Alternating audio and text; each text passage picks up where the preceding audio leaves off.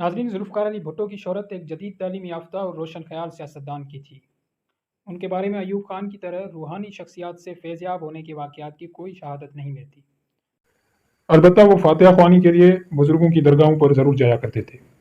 लाड़काना के एक बुजुर्ग शहरी और म्यूनिसिपल कॉरपोरेशन के एक आला अफसर गुल मोहम्मद गार्ड बताते हैं कि ये सरगर्मियां उनकी सियासी हिकमत अमली का हिस्सा थी। सियासी मकासद के लिए औलिया इकराम और बुजुर्गों की मज़ारों पर जाना अपनी जगह, लेकिन लाड़काना में जुम्मन फकीर नाम के एक मजजूब बुजुर्ग से उनकी दोस्ती के वाक़यात ज़बान ज़द-ए-आम हैं। जुम्मन फकीर किस किस्म के आदमी थे और भुट्टो साहब के ताल्लुक से उनकी कैसी हिकायत लोगों में मकबूल है, ये सवाल मकामी सहाफ़ी तारिक दुरानी से पूछा गया तो उन्होंने बताया, जुम्मन फकीर कंबर नामी कस्बे के हजाम थे जो किसी ज़माने में लाड़काना मुंतकिल हो गए। वो अपने गधे पर सवार होकर दिन भर शहर में घूमते रहते थे और कसाबों की दुकानों से हड्डियां, गोश्त और छिछड़े जमा करके कुत्तों को डाल दिया करते थे। इस वजह से वो जहां जाते कुत्ते भी उनके पीछे पीछे चलते रहते। जुम्मन फकीर के बारे में मारूफ था कि वो अपनी भोली भाली बातों में बड़ी दानाई की बातें किए जाते थे।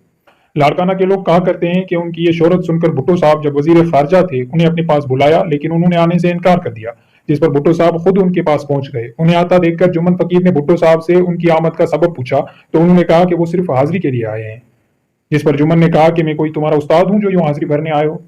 उस पर भुट्टो साहब ने उन्हें दोस्ती की पेशकश कर दी जो उन्होंने कबूल कर ली।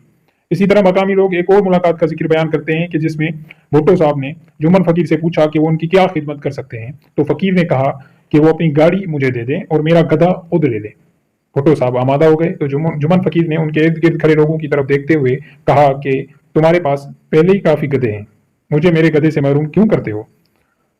गुलमोहन गार्ड अपनी आंखों देखा वाकया बयान करते हैं जिसकी नोयत भी इन वाकयात से मुख्तलिफ नहीं।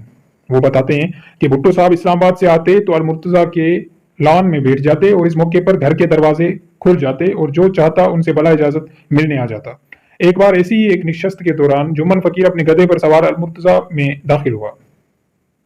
गुल मोहम्मद गार्ड कहते हैं कि वो मंजर आज भी उनकी आंखों के सामने है। जुम्मन फकीर अपने गधे पर सवार था और एक लंबी सी छड़ी उसके हाथ में थी, जिसे लहराते हुए उसने भुट्टो साहब को मुखातिब किया और कहा कि उसे खैरात दी जाए। जुम्मन फकीर आमतौर पर खैरात नहीं मांगा करता था, लेकिन जाने क्या वजह थी कि उस रोज उसने अपनी रवायत तोड़ी और भुट्टो साहब ने फौरन ही जेब से 100 रुपए निकालकर उनकी तरफ भिजवाए। और ये देखकर जुम्मन फकीर अपने मखसूस अंदाज में मुस्कुराया और पुकार कर कहा कि भुट्टो, अगर तुम्हारी जगह मैं होता तो सोचो क्या मैं भी ऐसा ही करता। भुट्टो साहब तंज की तह तक पहुंच गए और 500 रुपए का नोट उसकी खिदमत में पेश करते हुए कहा, जुम्मन फकीर मेरे लिए दुआ करना। जुम्मन फकीर ने भुट्टो साहब की यह दरख्वास्त सुनी और अपने गधे का रुख बदलकर एक बार फिर भुट्टो को मुखातिब किया, ये बादशाही तुम्हारे लिए काफी नहीं है तो चलो आओ मेरे साथ मिलकर खैरात इकट्ठी करो। भुट्टो साहब की फांसी के बारे में सहाफी ताहिर खलील ने अपनी यादों को टटोलते हुए बताया कि मुझे याद है भुट्टो साहब से आखिरी मुलाकात उनकी पहली अहलिया शीरी अमीर बेगम ने की थी। उन दिनों वो रावलपिंडी के रावल होटल में ठहरी। अपने इस कयाम के दौरान वो चकलाला में किसी बुजुर्ग के पास दुआ के लिए जाया करती थी। जुल्फ़िकार अली भुट्टो के मुकाबले में उनकी साहिबजादी और उनकी सियासी जानशीन बेनज़ीर भुट्टो का मामला मुख्तलिफ था।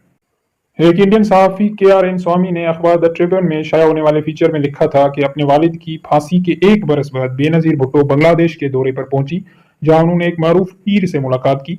इस मौके पर उन्होंने पीर साहब से दरियाफ्त किया कि उनके वालिद के कातिल कब तक अपने अंजाम को पहुंचेंगे।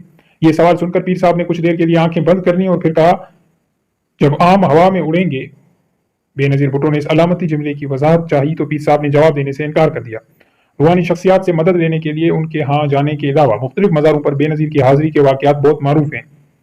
इंडिया के NDTV के एक रिपोर्टर के मुताबिक उन्होंने 2003 में अजमेर शरीफ की दरगाह पर हाजिरी दी थी और इस दौरे का बज़ाहिर मकसद ये था कि उनके असीर शोहर की जल्द रिहाई मुमकिन हो जाए।